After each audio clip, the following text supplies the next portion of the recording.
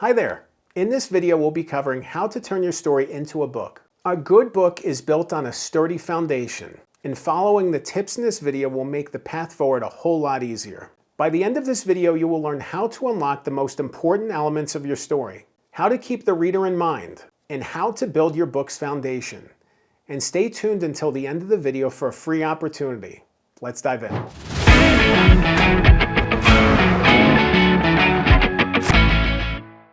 Turning your life story into a book really starts with a foundation. How do you build a house? How do you bake a cake? It's all about the foundation. It's all about following the recipe. And the recipe to writing a great book and turning your life story into a great book, it really centers around these key foundational elements: hook, audience, and outline. The hook is really the takeaway and the thing that the reader is going to carry forward with them in their lives. What are they going to learn from this book, and what does it mean to them? When they continue forward, when they write a review on Amazon, what are they going to write? How did the book impact them? How did the book make them think differently about the world? So hook is the first thing. Audience is next. And audience is really about figuring out who is the core audience, the key audience for your book. No one book has an audience of everybody. I talk to so many people when I ask them who their book is for, and they say it's for everybody. And I say, no, it's not. It's not for everybody. And if your book's for everybody, it's for nobody. Because there's so many different needs and reading ranges and, takeaways from any book. Any book is going to connect to the reader differently. So the idea that a book is for everybody means you're writing it for no one specifically. And I think it's so crucial as you think about writing your book to think about one audience member, think about one reader. Who are they? You could even name them. It could be a pseudonym. What is their background? Where do they live? What things do they like? Where do they go to college or school or high school, graduate school, whatever? What's their education? What do they do for their career? Putting that person into mind is going to make your book better, because then you can target that audience member. You can target your ideal reader, and you can really figure out who the book is for and who the book is not for. And then from those things, you can figure out the outline. What's the best way to structure the book? What's the best way to carry the reader from beginning to end, from introduction to conclusion, and then on forward? This isn't about just bringing in readers and then, hey, great, so be it. This is really about figuring out the path forward, figuring out the reader takeaway, figuring out the best way to structure the book to bring that reader takeaway out, and to compel them forward. Through that foundational process, you'll really figure out what matters about your story, what is important, what resonates, what are readers going to connect with. This isn't about just throwing everything into the book and saying, all right, great, let's try it out. No, it's about really, really hammering down on what your story is, what your message is, and telling in the most convincing, persuasive, well-written way. And that really ties into thinking of your book as a frame. What's inside the frame? What's outside the frame? So many of the authors I work with as a ghostwriter, they think that everything that happened in their life matters, everything should be in their book, all these different stories matter to the reader. And then I talk to them about what the reader is thinking. Why is the reader going to care about this? Is this something that matters for this story? And a lot of times it doesn't. A lot of times there's that reason why.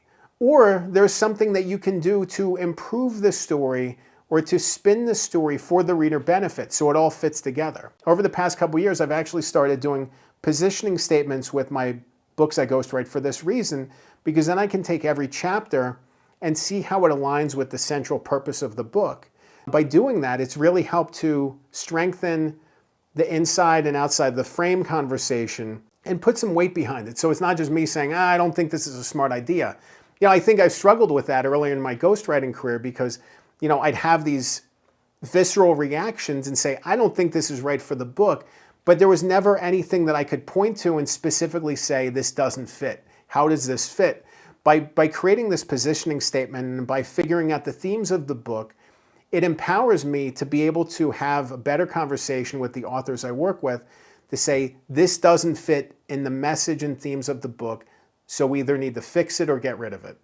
And you can save it for a different book, you can post it online, you can share it on your LinkedIn page, you can do whatever you want with it, but it's not part of the book. So we've talked a little bit about the structure, and we've talked about the elements that you need to bring out your story. But really the most important thing to bringing out your story is inside of you. It's your vulnerability. It's being vulnerable and open enough to tell your story in a way that is going to connect with the reader, that's real. You know, it's about being honest about your feelings. It's being honest about what happened. You know, we live in a world that I think is becoming increasingly respectful and open when people talk about their struggles. You know, like imposter syndrome. When did people talk about imposter syndrome a decade ago? I think people talk about it all the time. I know I had it in the beginning of my journalism career and in the beginning of my ghostwriting career. You know, and I'm sure that you've had it too. At some stage in your life, you didn't feel like you belonged, or you didn't have the experiences or understanding to really feel confident in your abilities. Eventually you get there. But that's the thing, it's about being open about that imposter syndrome. It's being open about not connecting. It's being open about not feeling like things are lining up, things are working out, that, you know, there's struggles. People want to learn about your struggles because through your struggles, people can learn about your successes. You know, I think about one of the people I worked with and helped on his book. His name is Brent, and he's a CEO of a successful company. And his book was about heart. His book was about leading with heart. And it was such a cool book. You know, and I was really proud of the ability for him to lean into his insecurities at the beginning of his career and earlier in his career, and how he was able to eventually move into leadership. You know, and I felt that way too about my career. You know, when I was getting into journalism and into management eventually, you know, it took time to trust myself. It took time to feel confident in my role. And part of that was, you know, people helping me along the way. And part of it was more experience, you know, but it takes time. It's not just this quick, easy thing that you can just jump in and do right away and be great at it.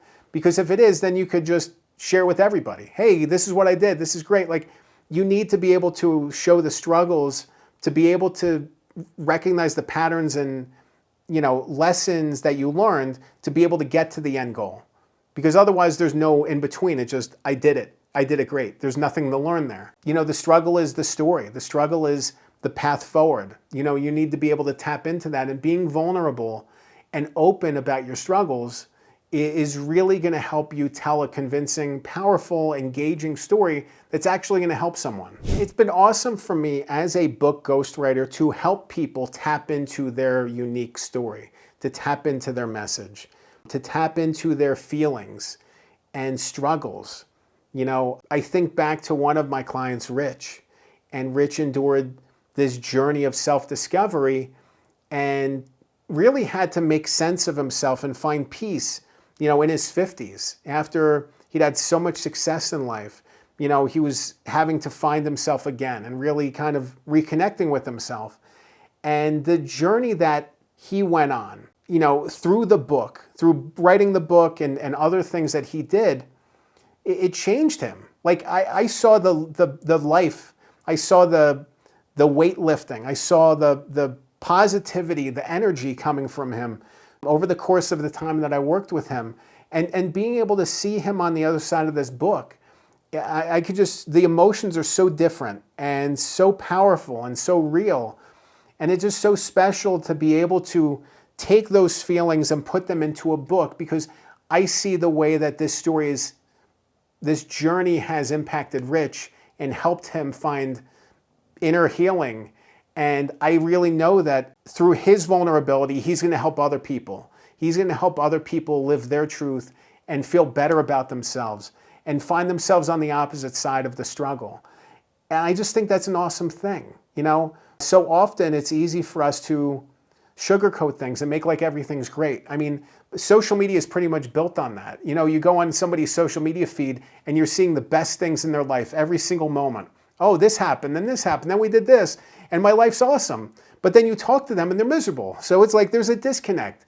You know, there's a disconnect between perception and reality. And writing a great book allows you to cut through that perception and find the deeper truth and be honest and open and real and move past the Instagram feed life that we all want to project and actually be open, be real, connect with people in a deeper way. You know, this is really what this is about. This is really about connecting with people on a deeper level and about being open with them and honest with them. You know, because otherwise you're going to write a book that isn't going to connect, that no one's going to want to read, that no one's going to learn from. It's just going to be a glorified puff piece, and it's not going to prove the goal. It's not going to help you forward. It's just simply going to glorify your successes. You know, those kind of books don't really work. You know, there's a lot of them out there. You know, I'm all about working through the struggles and finding success on the other side. And by keeping the focus on the foundation, by focusing on the reader, by focusing on the takeaway, and focusing on the power of your story, you know, you can really do something good. You can really have an impact. You can really put it all out there and really help someone. And I just think it's an awesome thing to be able to share those kinds of messages. And, you know, working with a ghostwriter specifically, or even a writing coach, can help you unlock the power of your story in new ways, in better ways, in the strongest ways. You know, because I know writing a book is not easy. I've done it dozens of times now, so it's gotten a lot easier. But I remember the early going when I was first writing books, and I struggled to figure these things out. And I was the person writing as a ghostwriter. I was the professional helping people write their book, and I was still struggling. Like, what is the hook of this? What's the takeaway? What's somebody going to learn from this? You know, and I know if I was struggling with those things, you are too. So, you know, I think it's great to be able to reach out to professionals, to connect with the right people, and to really lean into the power of your story and your message. If you want to learn more about how to turn your story into a book, head to my website, goodghostwriter.com. You can click the link below. There you can schedule a one-on-one free strategy call with me. I'd love to hop on a Zoom call, explore your story, talk about it, talk about the message, talk about the vulnerability, talking about the best way to bring it forward. You know, I'd be happy to explore what that looks like, share some perspectives, share some tips for you on the path forward, and hopefully empower you as you go on this journey. Remember, good ghostwriting makes great books. I'm Dan Good. Thanks for watching.